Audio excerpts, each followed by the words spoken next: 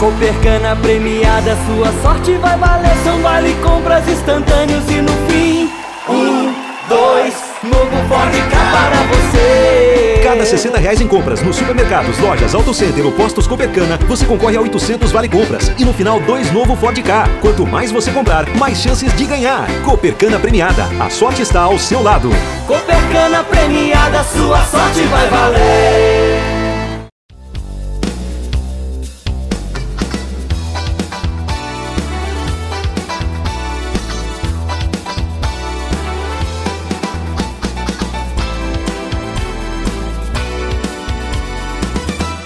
Olá, estamos iniciando mais uma edição do TV Brasilagro, que com esse programa abre a sua série especial, onde nossos entrevistados fazem um balanço do que foi o ano 2014, que está chegando ao fim, e falam também das suas expectativas para o ano novo, 2015.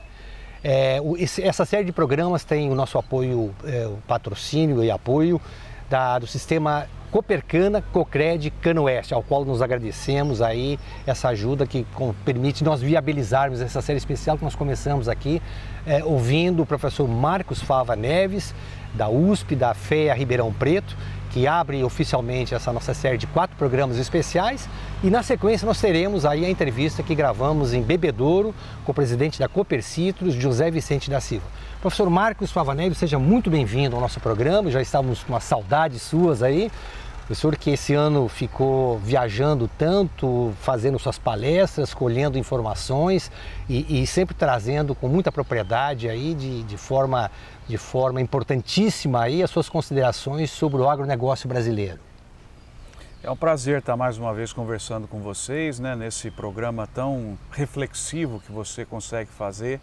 São mais de 300, né, com muitas pessoas, é um material didático inclusive, então participar desse programa é sempre algo que nos deixa muito felizes. Professor Marcos Fava Neves, eu quero começar como primeira pergunta, uma reflexão do que o senhor me falou há 4 anos, quando nós elegemos, o Brasil elegeu a presidente Dilma Rousseff, José Serra foi derrotado. Eu recordo bem das suas palavras, enaltecendo que nos grotões, não foi termo seu não, mas eu aplico o termo porque o sentido é esse, nos grotões do agronegócio, ou onde o agronegócio prospera nesse Brasil, o governo do PT não venceu. E agora percebeu-se novamente de que em todas as regiões onde o agronegócio cresce, cria renda, distribui empregos, enfim, enriquece o país como um todo, também houve um voto contra a presidente e contra essa política que o partido da presidente defende. Esse é um ponto, né? 2014 representou um ano bastante especial na nossa história, né? Com o processo das eleições, um embate que houve, um processo complicado também, porque agora cada vez mais a gente percebe que o que a candidatura que venceu disse na propaganda não é real, né? E os números estão impressionantes aí, a questão do orçamento do nosso país que não foi cumprido, e agora essa manobra para mudar o orçamento, as taxas de juros que estão subindo, a inflação fora do controle. Então, mais uma vez a gente observa o que observamos há 4 anos, né? Há 4 anos, quando houve a vitória da atual presidente, todos nós estávamos torcendo por um governo excelente, afinal de contas somos brasileiros, né? Mas fomos contemplados com um dos piores governos que a gente já viu, porque em administração eu sempre digo, você tem que avaliar como que a pessoa encontrou e como que ela vai deixar depois de um período.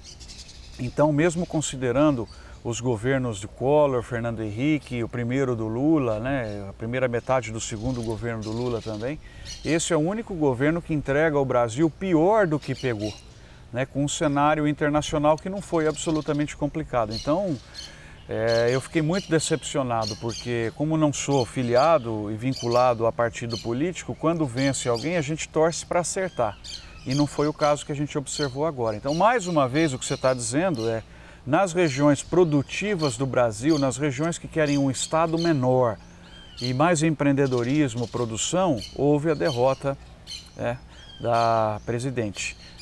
Mesmo aqui em Ribeirão Preto, 70% dos votos foram para a candidatura de oposição. Cidades como Lins, 80%, então você vê uma coisa incrível. Foram poucos os municípios e por razões específicas onde você observa que o governo venceu, mas ali são forças políticas muito importantes no município que atuaram nesse sentido, como os casos de Uberlândia, Uberaba, que não fazia nenhum sentido a candidata vencer lá e venceu, mas aí a gente foi entender que houve um apoio político muito forte de aliados, né?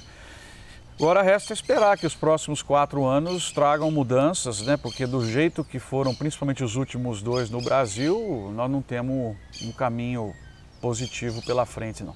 Professor Marcos Fava Neves, ainda na questão da política, o senhor tem se destacado ao largo desses anos todos, não apenas pelos seus estudos desenvolvidos aí junto à FEA, a Marquestrate também, estudos importantes que quantificam as cadeias produtivas, mas o senhor teve um papel fundamental na questão do lançamento da candidatura do PT ao governo do Estado no último mês de fevereiro de 2014. Só para relembrar para o telespectador, o presidente Lula veio com o seu candidato oficial pelo PT a Ribeirão Preto e havia aí a expectativa, aliás, vieram para anunciar inclusive a candidatura do empresário Maurílio Biagi Filho a vice-governador de São Paulo.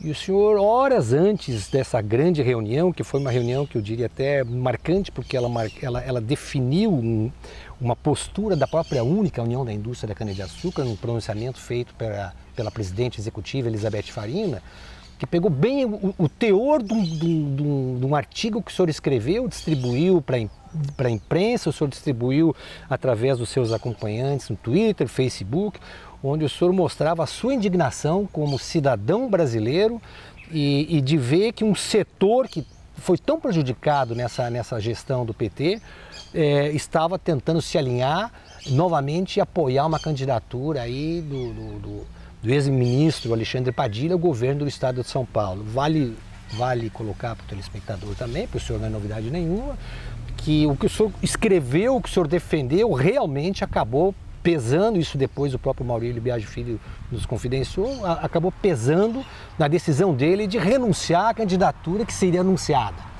É uma forma que o cidadão brasileiro, o representante da academia, o pesquisador, pode usar da sua posição para tentar influenciar mudanças no processo político? Eu acho que sim, eu acho que nós temos cada vez mais que dizer o que nós pensamos, né? De uma maneira não agressiva, de uma maneira científica e de uma maneira a criticar nunca tanto as pessoas, mas as ideias das pessoas. Então eu tenho uma admiração muito grande pelo Maurílio Biagi, Maurílio Biagi Filho, né? E pelo pai também.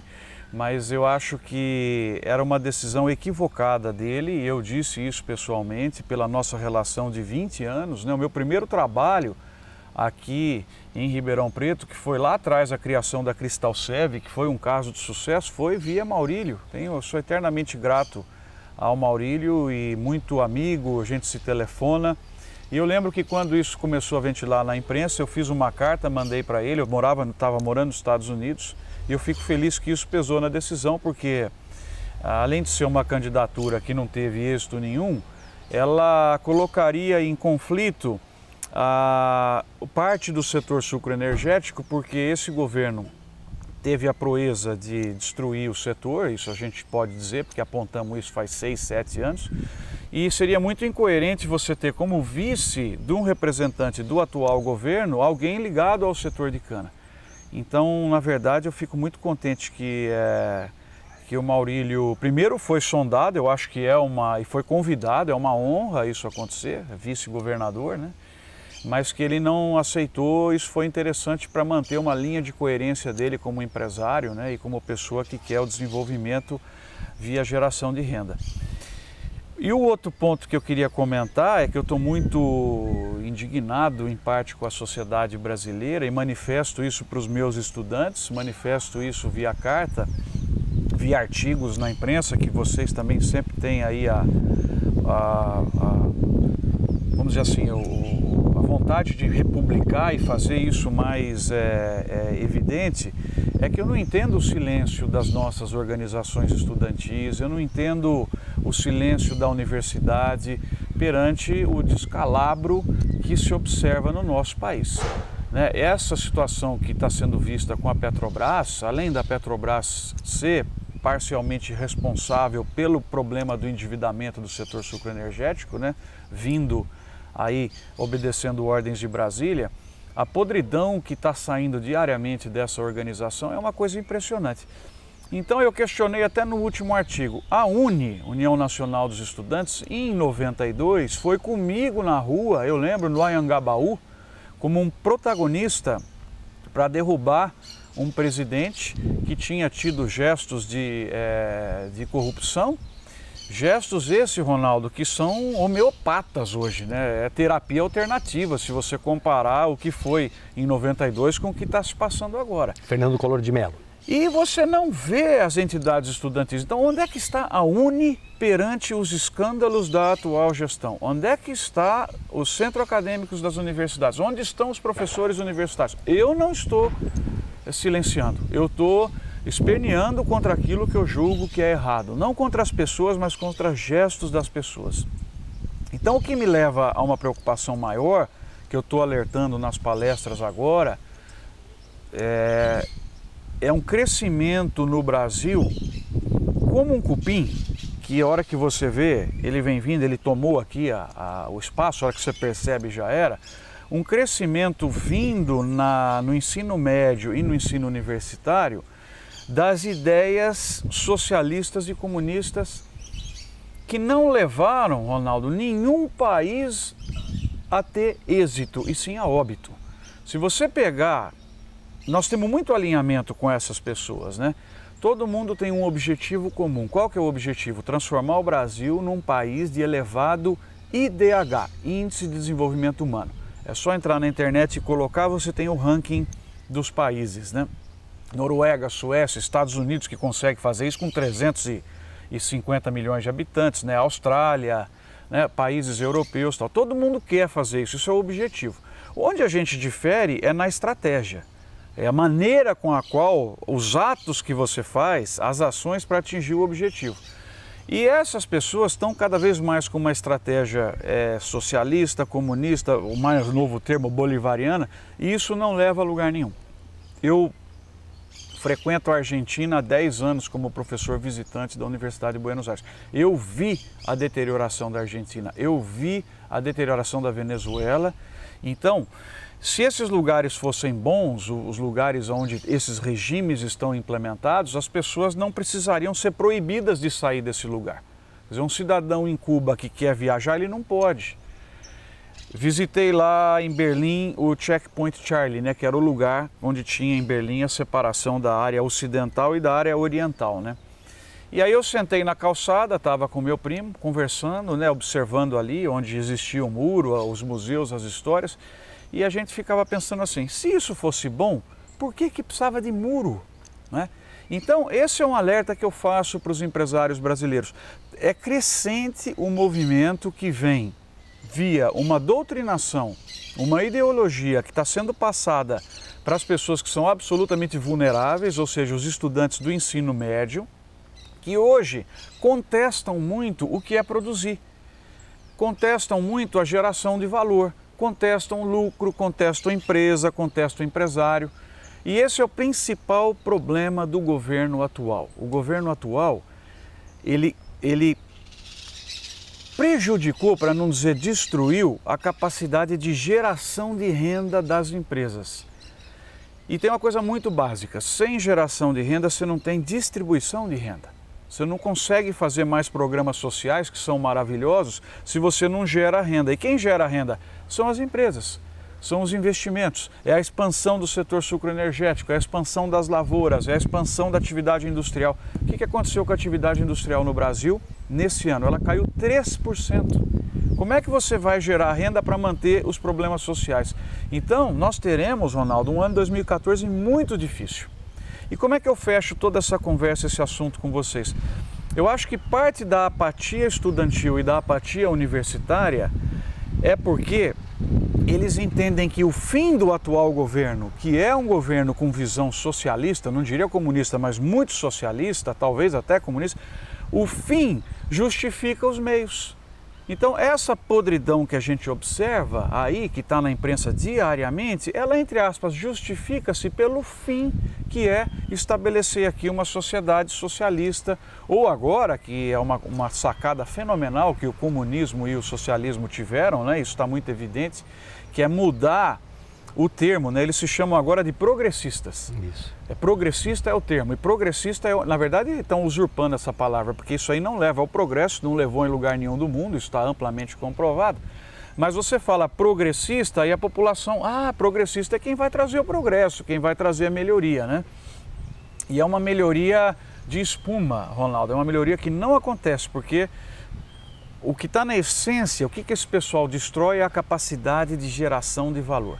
É o empreendedorismo, é aquela visão de que eu vou vencer na vida pelo trabalho e não pelo trabalho dos outros, que eu vou pegar uma parte.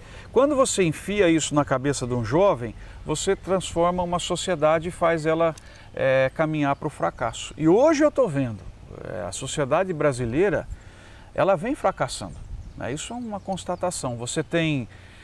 se você comparar 10 anos para cá, o índice de violência aumentou, o índice de falta de educação, de desrespeito com o idoso, de corrupção.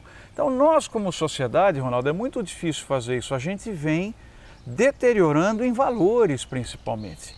E como eu disse, o motivo de eu não ir a esse jantar para fechar essa conversa é porque eu acho que um artífice dessa deterioração moral e institucional do nosso país, da nossa sociedade, é o nosso ex-presidente, com os valores todos que ele nutre na sua atividade profissional. Então eu estou muito descrente em relação a isso, viu? Como é que a gente vai trazer de volta a juventude brasileira para protestar contra tudo isso que está sendo feito de errado? Afinal, nós temos o mesmo objetivo, que é um país com elevado IDH, mas a forma com a qual está sendo conduzido o Brasil é de retrocesso, não é de progresso. Então isso é um engodo. Você acreditar que um governo desse é progressista, isso é um grande engodo. Professor Marcos, pesquisa coordenada pelo senhor na FEA Ribeirão Preto, USP, Universidade de São Paulo, apontou aí a extinção de 300 mil postos de trabalho no setor canavieiro nos últimos 6 anos. Nós temos aí 70 usinas em recuperação judicial, dados da revista Exame, e 58 a 60 usinas que deixaram de moer já. Terminamos 2014 com essas 58 a 60 usinas, segundo a própria União da Indústria da Cana-de-Açúcar, a única. Na região nós temos aí grandes grupos de usinas que estão atrasando salários desde agosto não estão sendo pagos, usinas tradicionais, nomes de usinas.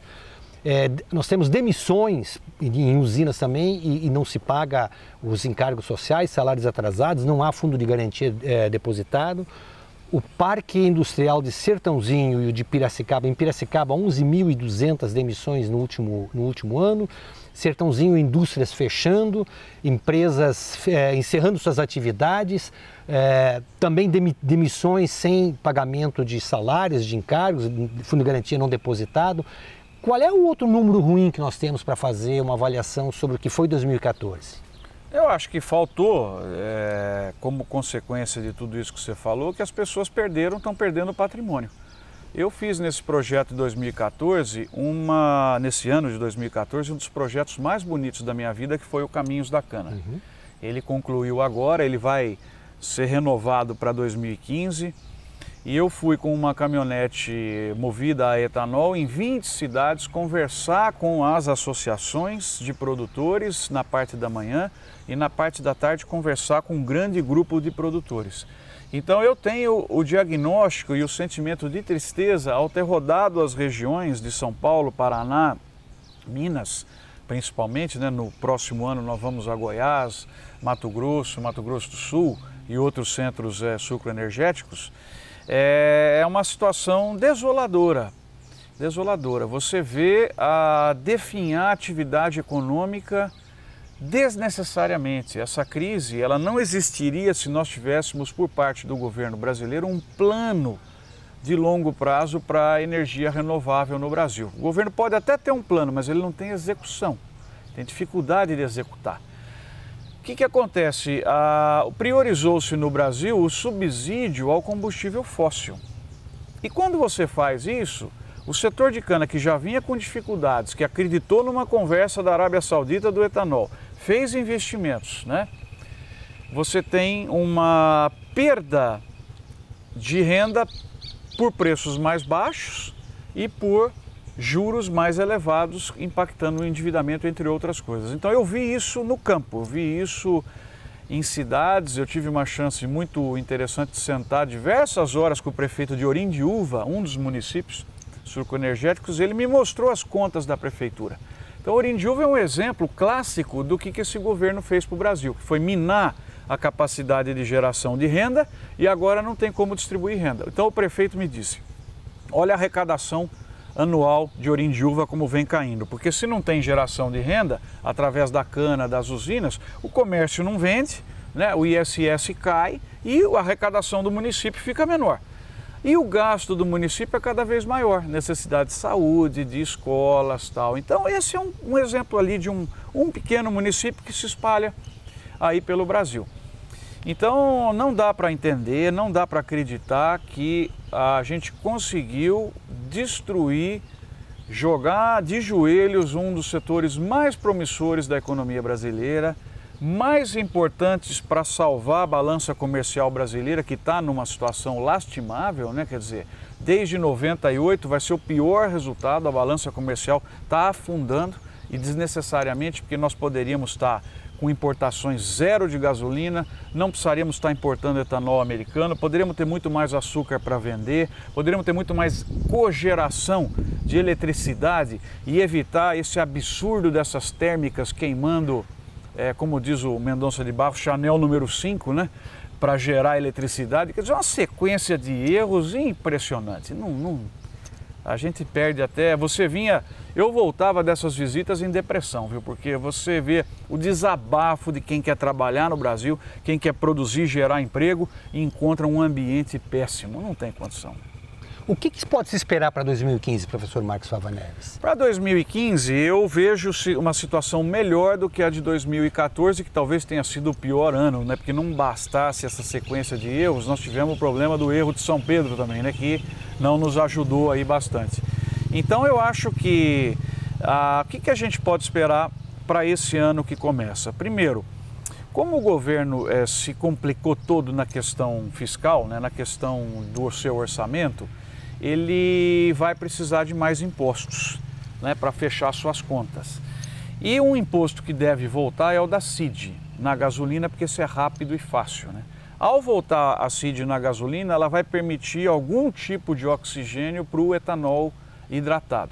Uma outra medida que foi importante do governo, algumas medidas estão sendo tomadas, é importante reconhecer, é o aumento da mistura do anidro na gasolina, que vai para 27,5. Era para começar já em 1º de janeiro, mas a Anfávia está apresentando um pouco de restrições. É provável que isso comece em 1º de fevereiro ou no máximo em 1º de março. Então essa é a equação que no momento pode se acertar, porque se você estimular um pouco mais o consumo do anidro e do hidratado, você interfere positivamente no preço do açúcar, porque você tira a cana que ia para açúcar e joga para combustíveis. Então isso deve ajudar também um preço um pouco melhor de açúcar no ano que vem. E aliado a isso, na arena internacional, né, é a primeira vez que vai se produzir menos do que o consumo. Então nós vamos começar a diminuir os elevados estoques internacionais de açúcar. E eu acredito também que a cogeração estará muito boa em 2015. Então, eu sei que é difícil, né? Nós estamos desanimados aí com o que a gente está vendo em termos de gestão do nosso país, mas os fundamentos do setor sucroenergético de médio e longo prazo, eles continuam muito bons. E em 2015 eu acredito que é um ano com um pouquinho mais de oxigênio. Isso vai ser bom para quem está rodando bem, para quem não tem dívida, né? Então, produtores eficientes e usinas que estão numa situação financeira confortável terão um bom ano. Agora, isso aí é o quê? 1/3 do setor, né? 2/3 do setor tem endividamento, 1/3 do setor tem um endividamento hoje quase impagável, e essa turma vai trabalhar mais uma vez para pagar juros. Ontem nós tivemos, nesse mês, né, um aumento da taxa de juros. O risco de crédito vai ser mais complicado, então quem está em situação financeira difícil, lamentavelmente, vai ter uma recuperação mais complicada. Então eu creio também que é um ano onde o nível de recuperação judicial, ligando com toda a perda de empregos que você falou, né, que é evidente em Sertãozinho e Piracicaba, talvez seja maior. Então eu diria o seguinte, para quem está bem no setor de cana, no sentido de que gestão e pouca dívida, terá um 2015 melhor do que 2014. Agora, quem está em situação de dívida, isso vai piorar por causa da taxa de juros e da necessidade de crédito, né, que vai ficar muito caro, até porque os Estados Unidos também vão aumentar os juros pelo crescimento da economia americana. Então, o que o senhor consegue enxergar para a indústria de base? Para a indústria de base é pior ainda, né, porque você tem que esperar um sinal de médio e longo prazo aí do governo para que voltem os investimentos. Então, para a indústria de base, talvez a questão da cogeração é o mercado que deve ter investimentos pela sua, vamos dizer assim, liquidez e pela promessa de bons preços, mas lamentavelmente eu acho que com essa mentalidade petroleira do atual governo, um sinal para que a gente volte a ter um ciclo necessário de expansão de novas usinas no Brasil, trazendo todos os benefícios econômicos, ambientais, sociais, de crescimento do PIB, tudo que a gente já falou em programas anteriores. Com essa gestão petroleira, eu não acredito que isso vá acontecer. Isso só deve acontecer quando o volume de gasolina importada for tão chocante que aí o governo vai se despertar tardiamente para uma possibilidade de ter o etanol aqui e não ter que importar a gasolina. Então eu acho que esse cenário deve começar a aparecer em 2 ou 3 anos, porque o crescimento do consumo continua, apesar da crise que nós vamos vivenciar em 2015, né? Eu assisti uma apresentação de um grande banco que a expectativa para 2015 é não crescer nada também, 2016 um pouquinho, 2017 1,5, quer dizer, nós vamos ter 3 ou 4 anos muito difíceis no Brasil, com crescimento de protestos, aumento da insegurança, da violência, justamente porque o nosso país perdeu a capacidade de gerar renda, né? E isso não se reconquista fácil. Hoje, para você produzir no Brasil, o cara é um herói, né? Com a explosão de custo de produção que nós tivemos, motivado pela questão trabalhista, tributária, ambiental, pela questão da própria falta de vontade de trabalhar que está hoje caracterizando a nossa sociedade, né? Um monte de gente pendurado nas bolsas governamentais, gente que podia estar trabalhando, que tem oferta de emprego. Então, quem está pagando hoje, Ronaldo, quem produz não está aguentando mais, essa é a situação. Então, se você não inverter esse quadro e olhar para as empresas e falar assim, eu preciso fazer esses caras investirem e gerar renda outra vez. Como que eu faço isso? Eu preciso baixar os custos de produção que são controlados, entre aspas, pelo governo. Nós não vamos avançar, nós não vamos avançar. Então, essa é a visão aí, e impacta o setor de bens de capital, porque eu não vejo aquilo que a gente precisava, que era 8, 9, 10 novas usinas por ano, eu não vejo o que vai acontecer em 2015, porque não houve nenhum sinal deste governo petroleiro que ele vai favorecer as energias renováveis. Então, vamos esperar o tombo na balança comercial pela importação de gasolina sensibilizar essas mentes petroleiras.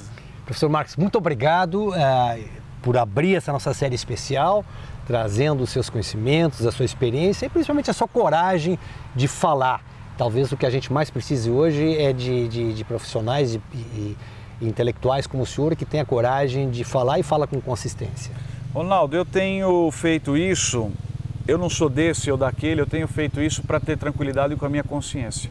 Eu hoje, quando entro em sala de aula na USP, ou quando olho para os filhos, eu olho falando assim, não, eu estou me expondo, eu estou dizendo que está errado, com a vontade de acertar. Não é de tirar esse ou aquele, porque eu não tenho interesse em ocupar posição nenhuma. Eu estou falando só com a vontade de que precisamos acertar, porque é uma sociedade em deterioração. Eu acho que você nos dá essa oportunidade de falar mais, e isso é muito importante, né? Graças a Deus, ainda no Brasil, o que não acontece na Argentina e na Venezuela, as pessoas podem dizer as suas ideias com carinho, com vontade de acertar, sem serem perseguidas. Isso pelo menos está preservado aqui no nosso país, né? E dizer até como o senhor fez agora, dizer com respeito, não é? É lógico, eu acho que as pessoas, não estou falando das pessoas, estou falando dos gestos das pessoas. Nós temos que mudar os gestos das pessoas, tá?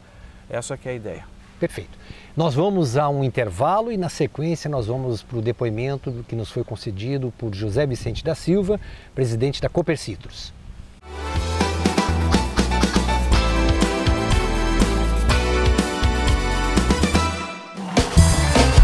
Copercana premiada, sua sorte vai valer. São vale compras instantâneos e no fim 1, 2, novo Ford Ka para você. Cada R$60 em compras nos supermercados, lojas, Auto Center ou postos Copercana, você concorre a 800 vale compras e no final 2 novo Ford Ka. Quanto mais você comprar, mais chances de ganhar. Copercana premiada, a sorte está ao seu lado. Copercana premiada, sua sorte vai valer.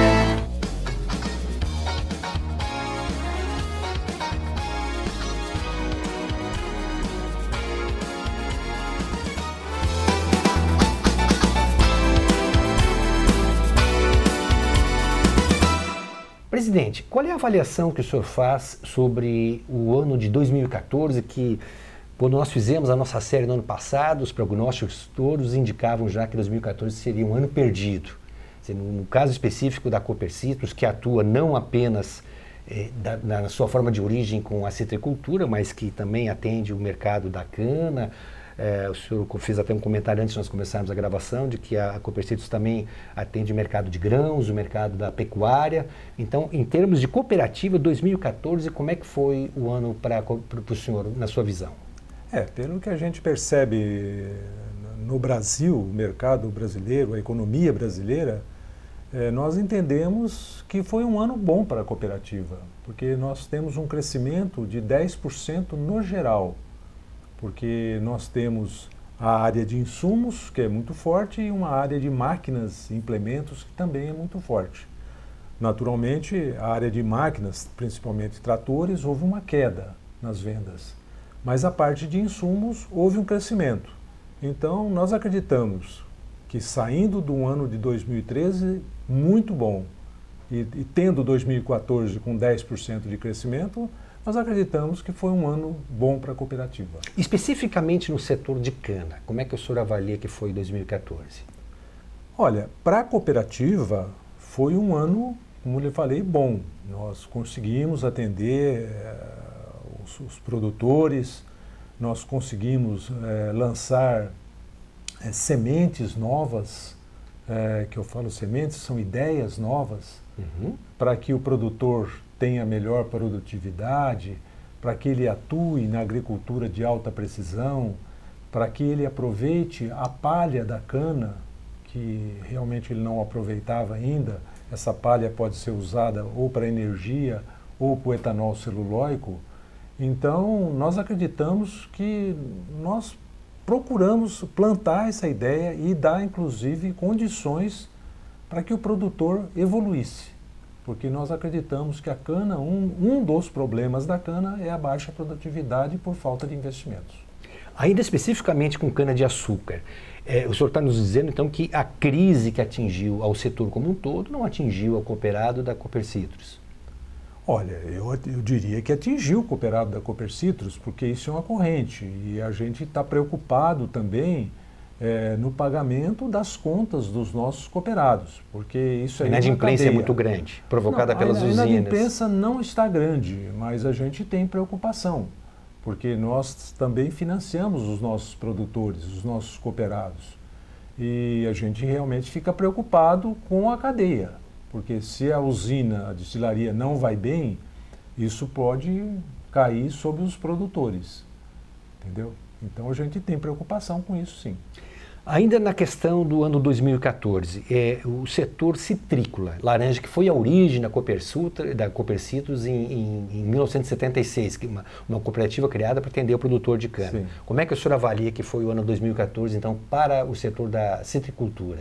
A citricultura vem diminuindo muito dentro da Copercitrus e dentro da região. Nós percebemos que hoje os maiores produtores de citros são as próprias indústrias. E também elas firmaram parcerias com grandes produtores de citros com contratos que são equilibrados. A nossa preocupação é o pequeno produtor. Tanto é que nós procuramos e fundamos uma cooperativa de agricultura familiar, que é a Coperfam, com o intuito de viabilizar esse pequeno produtor e também fazer com que ele permaneça na propriedade. Porque desde a fundação da cooperativa em 76, da Copercitrus, até os dias de hoje, nós perdemos mais de 20 mil produtores de citros. E isso aí é preocupante, porque era uma diversificação importante, inclusive para o estado de São Paulo. Esses produtores migraram para a cana? Muitos migraram para a cana, mas muitos acabaram vendendo suas propriedades. Saindo do negócio. Saindo do negócio, porque a fruticultura é uma atividade que é própria do pequeno produtor. Ele consegue sobreviver da fruticultura. Já com a cana-de-açúcar já é mais difícil. Ou ele arrenda a sua propriedade, ou ele acaba vendendo mesmo. A produção de grãos e pecuária, como um todo, foi um ano bom para grãos no Brasil. Pecuária está crescendo, o mercado também. No caso da Copercitos, qual é a avaliação que o senhor faz para esse exercício? A nossa estratégia foi sempre trabalhar numa área um pouco mais ampla. Nós trabalhamos em quase todo o estado de São Paulo e Triângulo Mineiro, que são regiões mais diversificadas um pouco, que não tem só cana-de-açúcar e citros. Nós trabalhamos também com café, com grãos e também com pecuária. E, por sinal, esses são os setores que mais têm crescido dentro da cooperativa.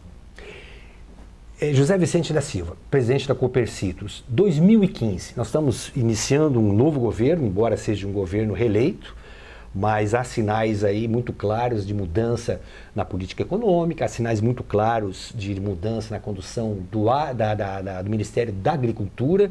Aliás, o agronegócio foi um dos temas discutidos durante toda a campanha eleitoral. Como é que o senhor vê para o setor de cana o ano de 2015? O senhor espera alguma mudança? Então, eu diria que nós temos aspectos negativos e positivos. O aspecto negativo é o preço do petróleo.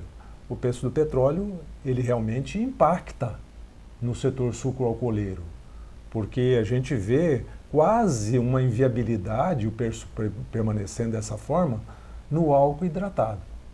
Então a gente vê uma dificuldade grande. Outra dificuldade que a gente tem visto é a diminuição do crédito bancário. A gente tem percebido que as usinas passam por dificuldades e, por conseguinte, os bancos brecaram os créditos.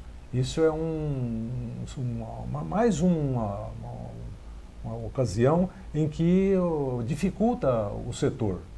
Agora, nós temos pontos positivos, que eu acho que a criação, com a junção das duas maiores tradings de açúcar, que é a Copersucar e a Cargill, juntando e formando a Alvian, a gente acredita que dentro de mais 1 ou 2 anos elas possam, de certa forma, controlar o preço do açúcar no mercado internacional.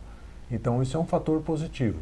O outro fator positivo é a palha da cana-de-açúcar, que a gente acredita que para a energia ou para o etanol celulóico vai melhorar a renda do produtor. E realmente a gente acredita que melhore a produtividade com a agricultura de alta precisão.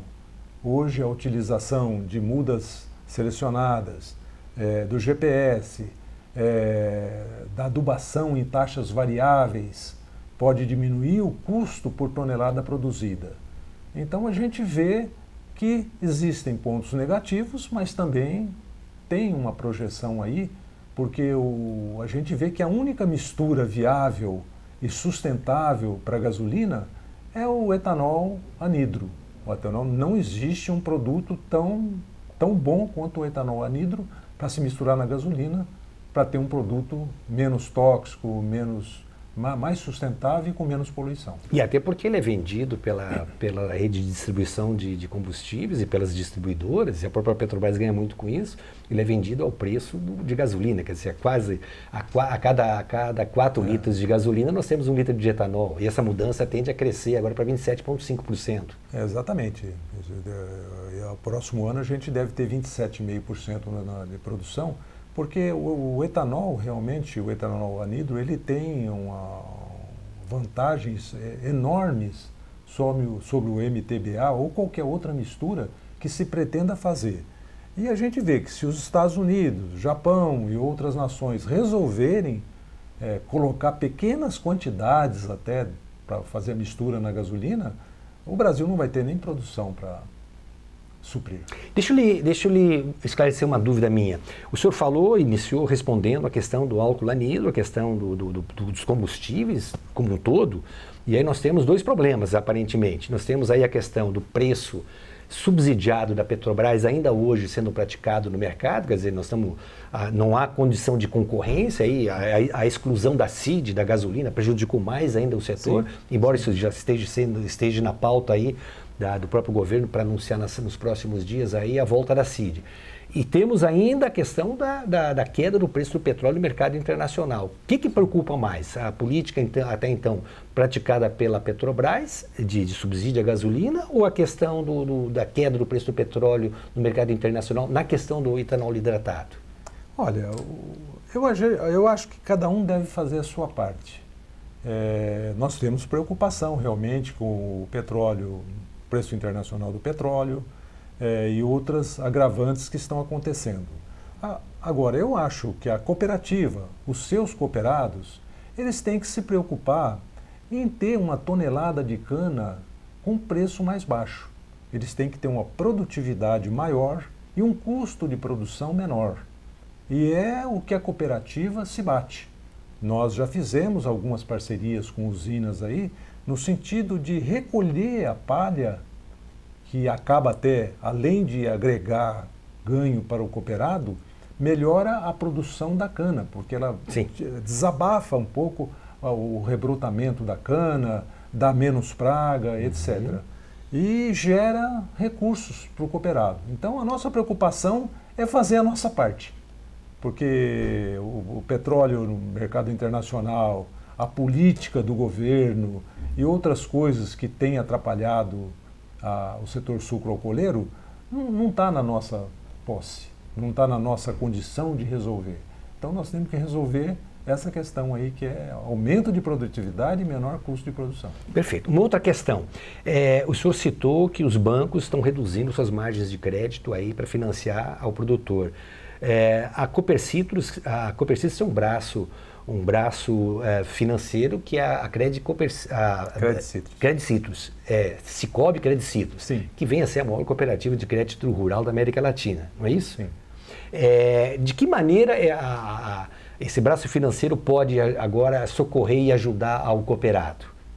Então, tanto a Copercitrus como a Credicitrus, elas estão realmente fazendo a sua parte. Agora, nós estamos fazendo a nossa parte também dentro de uma segurança. Nós entendemos que o governo, por exemplo, disponibiliza crédito rural. O crédito rural é abundante. Agora, na outra ponta, o governo ele não se preocupa com a capacidade de pagamento do cooperado, que isso é muito importante. Não adianta apenas disponibilizar crédito se o cooperado não tem capacidade de pagamento. Então isso acaba virando inadimplência mais para frente. Então a gente se preocupa com isso, procurando, como eu lhe falei, melhorar a produção do cooperado, ele ter um custo menor, para ele ter capacidade de pagamento. E a gente gostaria que o governo entendesse isso também, que não é interessante somente oferecer crédito rural. É interessante que o produtor rural tenha capacidade de pagamento. Não só no setor sucroalcooleiro, mas na agricultura em geral. Além da capacitação tecnológica do cooperado, do produtor de cana, além dessas considerações que o senhor coloca, o senhor tem alguma outra sugestão para poder amenizar essa crise do setor sucroenergético? Eu acho que a sinalização do governo federal que ele teria uma melhor atenção com o setor sucroalcooleiro, só isso já daria às instituições financeiras um olhar menos ruim, eu diria, sobre o setor. Eu acho que se o governo sinalizasse que ele pretende olhar com carinho para o setor sucroalcooleiro, que representa muito para o país, as instituições financeiras já procurariam amenizar um pouquinho esse problema do crédito, porque se você pega um setor que está descapitalizado e você corta o crédito desse setor, obviamente a situação vai piorar. Sem dúvida. 2015, vamos falar um pouquinho de citricultura. O senhor vê alguma mudança no horizonte, no seu radar aí nos negócios para 2015 para o produtor? Eu não vejo muita mudança, não. O que eu gostaria e o que a gente está vendo é que o mercado interno de suco de laranja melhorou. Nós estamos vendo várias cooperativas de pequenos produtores, nós estamos vendo o suco na merenda escolar, o suco nas penitenciárias, nos hospitais. Então a gente está vendo que, de certa forma, o setor está mudando para poder se sustentar. Então a gente vê que a produção atual, que está relativamente reduzida, não está grande, não tem muito excedente, entendeu? E a gente acredita até que possa ocorrer isso com a cana-de-açúcar também. Pode ser que chegue num patamar que diminua o número de usinas e talvez a área plantada também diminua um pouco e que equilibre a situação. A concentração ela é uma tendência e é uma tendência irreversível, não é isso?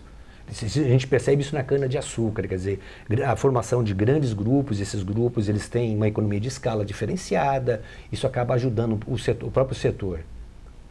Isso aí realmente é uma tendência. Aconteceu com a laranja, exato. Que hoje nós praticamente só temos 3 empresas que produzem o suco, né?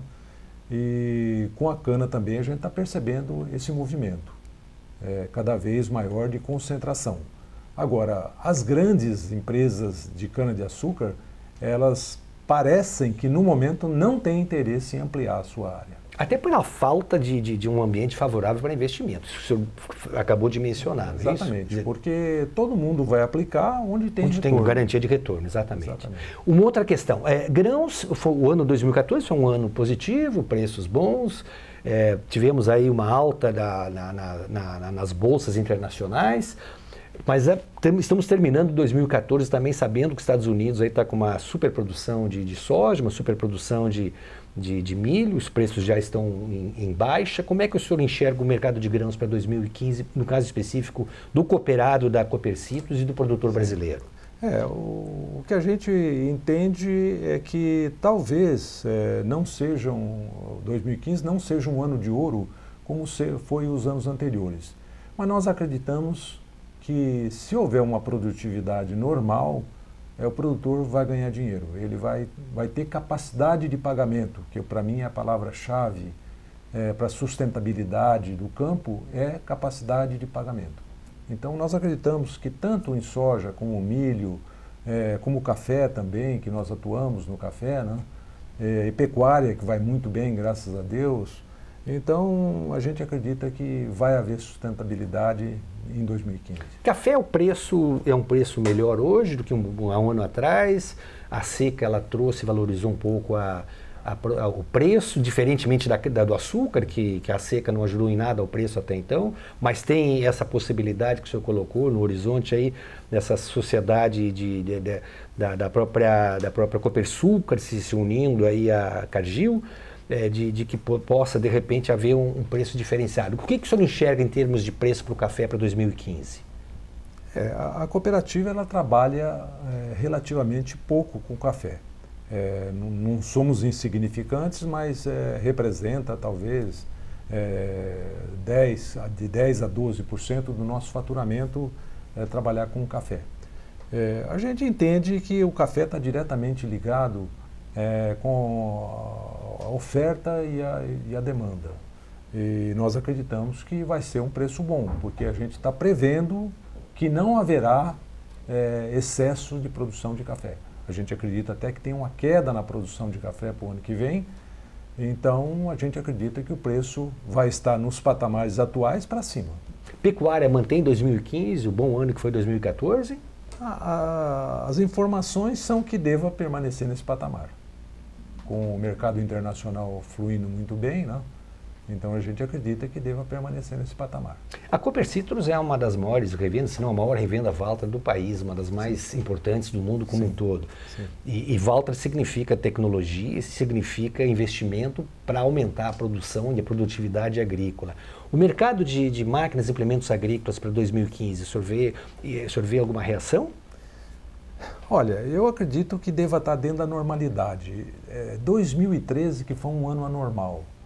O governo criou um tipo de financiamento que começou a trabalhar com taxas de 2,5% ao ano e prazo até 10 anos de pagamento.